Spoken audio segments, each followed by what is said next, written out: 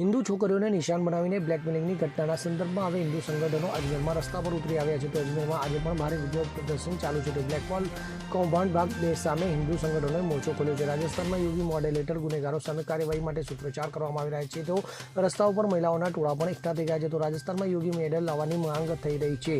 મહિલાઓ સૂત્રોચ્ચાર કરી રહી છે તે યોગી સરકારની જેમ ગુનેગારો સામે કાર્યવાહીની માંગ કરી રહી છે. તો સગીર હિન્દી છોકરીઓ સામે આ જઘન્ય ગુનો કરનારાઓને ફાંસી આપવાની માંગ થઈ રહી છે. તો મળતી માહિતી મુજબ અત્યાર સુધીમાં પોલીસે આ કેસમાં 13 આરોપીઓની ધરપકડ કરી છે, જે કાફીમાં છોકરીઓને લાલચ આપીને અહીં લાવવામાં આવતી હતી. તેના સંચાલકની પોલીસે કર્ણાટકથી ધરપકડ કરી છે. તો કાફીના બુલડોઝરથી તોડી પાડવામાં આવી છે અને હવે લોકોના ગુસ્સા રસ્તા ઉપર ફાટી નીકળ્યો છે. તો ગુસ્સે ભરાયેલા લોકો કૂચ કરી રહ્યા છે. તો આખું શહેર બંધ છે. ગુનેગારોને વહેલી તકે ફાંસી આપવાની માંગ છે.